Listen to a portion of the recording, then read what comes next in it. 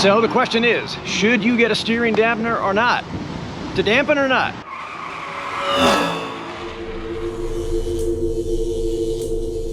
What's going on, my fellow scooter thrill seekers? So today we're talking about steering dampers and whether it's something you actually might need. And what are the conditions specifically that you really use it under? Would it make a big difference in your riding style? If you're the kind of person that does, you know, a lot of highway speed riding,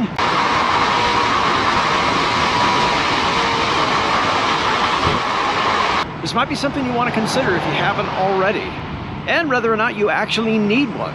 Let's dive in and find out a bit more about whether or not this is something that really applies to you, if you have a scooter that really warrants it, or if it's something you can live without.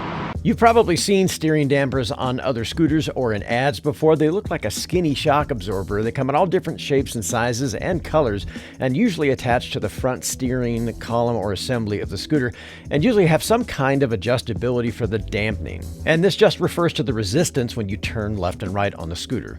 Steering dampers can be very effective at adding stability to your overall ride when you're approaching speeds like 40, 45, and 50 miles an hour. These can be pretty sketchy at high speeds, so if your scooter is prone to these, a steering dampener can definitely help. So let's talk a little bit about what causes them. Of the two most common design scooter geometries available, the C-style suspension design and the front fork suspension design are really the most common, you know, scooter designs out there. There's some outliers and different designs and things, but for the most part, it's going to be one of those two.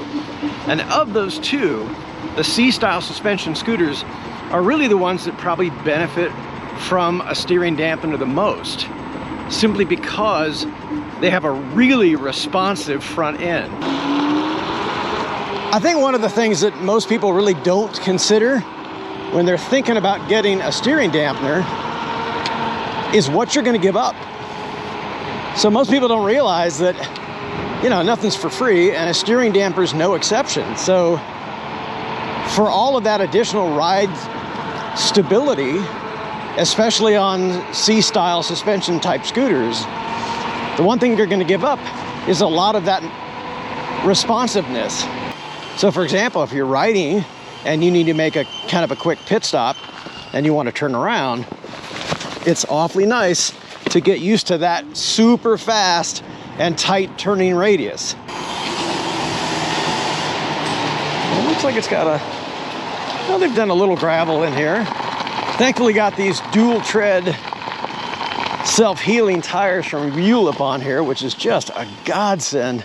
These are so awesome. And it makes this kind of stuff so much easier to handle. So on mountain bike trails like these, for example, man, this thing takes it with aplomb and no problem. Because having that little extra bit of tread, man, it makes all the difference in the world. On a day like today where it's just drop dead gorgeous outside and you're really just ripping, you know, these corners and stuff, they are just sweet. And by the time you get up to real speeds, that steering dampener might be pretty nice to have in a lot of those kinds of circumstances. But even on trails like these that are wide open and you got them to yourself, you know, you're probably still not up to your top speed. You're not doing 40 and 50 miles an hour on these kinds of trails. Probably a whole lot closer to 20 and 30. And a lot of things like speed wobbles, like these kinds of things that you see on scooters, a lot of this is really just your riding stance.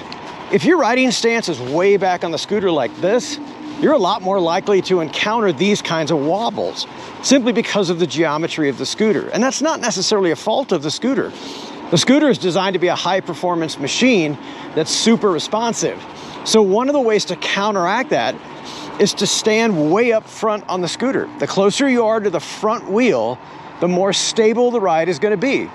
Hey guys, we're back in the shop today, and we finally got in the steering dampener and all the associated hardware. And it just seemed like it took forever. I think that's got probably more to do with some of the supply chain issues and stuff lately, but I gotta say, at least the quality of it is pretty substantial, quite a bit beefier than I was expecting. Some of the competing dampeners I've seen online and on Amazon were pretty flimsy looking by comparison, so the adjustability and kind of the all-in-one unit here with this. Very nicely made, very robust. So really looking forward to seeing how this is actually going to perform once we get all the hardware on. We'll mount this up and we'll see if it makes a difference. We're installing this steering damper on a Roadrunner RS5 Max, so yours might look a little different and it might attach a little differently, but the basics of these are pretty similar on most scooters. On the RS5 series of scooters from Roadrunner, all of the bracket assemblies are already pre-drilled, so you simply just pull out these existing Allen bolts, and the included bracket that comes with the steering dampener is basically sized and ready to go. So you simply pull out the screws, put them through the bracket, and screw them back together. The included bracket fits neatly in the little notch cut out here directly under the stem latch. And when you pull them out, they've already had a thread sealant on them, so it's a bit to get them out. But when you put them back in, you probably want to redo that with some thread sealant or Loctite. Use the medium strength type just so that it's not permanently in there. You want to be able to remove them, but you want to make sure they don't work their way loose during a ride. Next, we're going to take the two included eye bolts, and these are the ones that secure the dampener, and we're going to install the back one first. So you want to thread the nut about 3/4 of an inch onto the bolt over the Loctite. And then when you screw that in, it seats just about perfectly. You'll still have to adjust it just a hair, but you can't screw the bolt all the way through the frame here. There's actually a back or a seat on it. So it actually stops about where it needs to. This is super simple to do, and when you get it into place, simply snug it the rest of the way by putting a screwdriver to the end of it. Next, we'll move on to the front eye bolt, and this one actually can screw all the way through the bracket. So the same process applies here. Put some Loctite on it and then thread the nut about 3/4 of an inch, or maybe a little less on this one, and then it seats on the bracket just about perfectly. And then once you do, you also want to take a level and just make sure that they're level relative to each other on an angle. And this is just so that the steering damper sits evenly and you have the same amount of play in both. This is actually super simple to do, and it just takes a few seconds, but it makes a big difference when you get everything where it needs to be. Snug it the rest of the way and you're good to install the steering damper. Once each one of the bolts are correctly installed and snugged into place, it's time to install the steering damper itself. And for here, we'll need the damper as well as the steering damper bracket. This just slides over the end of it.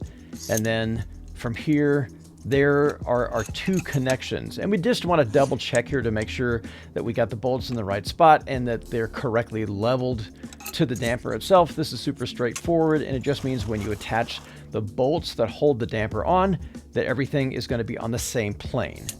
Next, we're going to take the two included Allen bolts that come with the steering dampener, and these guys come with two nylon locking nuts, so these do need to be secured into place, and this is just a simple Allen key on one side and a 13mm socket on the other side, and this allows you to snug them securely onto the eye bolts. Once you have the dampener in place and you've got the rear bolt securely attached and the center one on the bracket itself attached, you can rotate the cylinder itself and you can set it up so you can see the logo or not. You can have the adjustment piston on the top or the bottom. That's totally up to you. And you can also move it around a little bit. So from here, we want to make sure that the bracket itself, the one we're tightening right now, is about exactly halfway between the steering dampener's top and bottom. And you want to make this adjustment when the front wheel, of course, is pointing directly forward, because you don't want any additional play on the left or the right side. The idea here is you want to be able to turn your handlebars all the way to the left and all the way to the right without running out of room in the piston itself. So this is about right for what we're going to do here. Once the damper is completely installed and snugged into place, you'll also notice there's about 3/4 to an inch of play if you move it up and down with your hand. This is, of course, on purpose because of the full motion joints. The full motion joints allow you to move your handlebars to the left and the right, and allows the dampener to accommodate the different positions without binding. Once you got the damper installed, we can adjust the tension here with the tension adjustment dial on the end. This thing is pretty stiff and really snaps securely into each one of the indicator positions. And when you're up into like the 12 through 16 category, this is pretty stiff. So be prepared for this to really stabilize your ride, but you're going to give up a pretty significant amount of turning flexibility. You're not going to be able to just yank the bars around like you did before, but this is super easy to change on a ride. Simply reach down and change it up to a new tension. My guess is somewhere between 6 and 10 is going to be great for most people starting out. So I think the first thing I'm noticing about it is just the overall maneuverability change when you're going fairly slow. So you obviously can't crank it to the left or right as much. And I've got it dialed up pretty high. I'm at about 10 or 11 right now. But I will say the overall ride is a lot more stable as you get up to speed.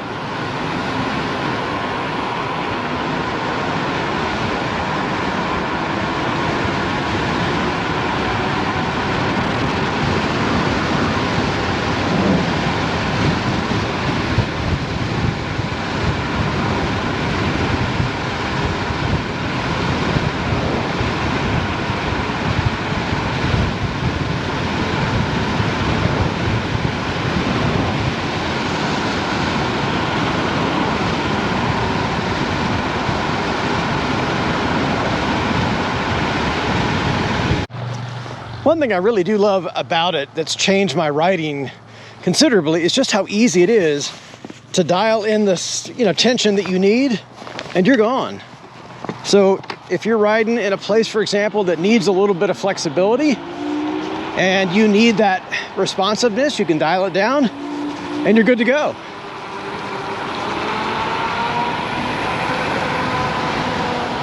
It really does smooth out the ride dramatically. And the other thing I've never been able to do is actually ride without my hand on the handlebars. I wouldn't suggest doing this, but if you're fairly low speed and you got to scratch your nose or something like that, it's possible, especially at the higher tensions.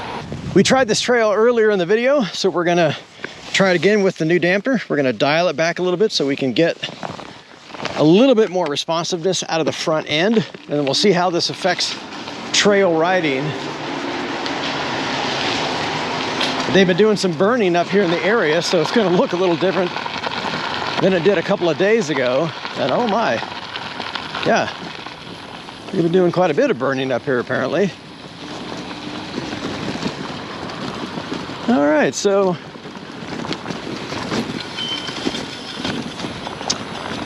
this actually feels pretty good. There's just enough damping to keep the handlebars from getting kind of ripped out of your hand.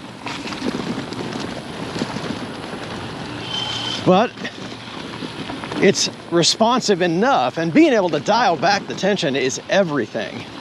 That really makes it just a really flexible device. So yeah, this is actually pretty doable. So I gotta say, I'm really pleasantly surprised. This was, well, I wasn't really quite sure what to expect, but this has really been a nice addition. I thought it would be a much bigger hassle to change tensions during a ride. It's not. I thought it would be a much bigger impact on the flexibility, the overall flexibility of the turning radius. It hasn't been, and it's added some badly needed stability at high speeds. So overall, I would say this is a surprising and welcome change of pace in terms of ride safety and overall ride comfort. Hey guys, I appreciate you coming out on the ride with me today. I always appreciate the company. If you learned something or if this was helpful in any way, please remember to hit the subscription and the notification bells. It really does help a young channel like this going, and it helps me make more videos like this for you guys. Get out there and rip it up. It's officially scooter season. So get out there and take advantage of it while it's beautiful. Rip it up. Have a great time. Ride safe. We'll catch you guys in the next video.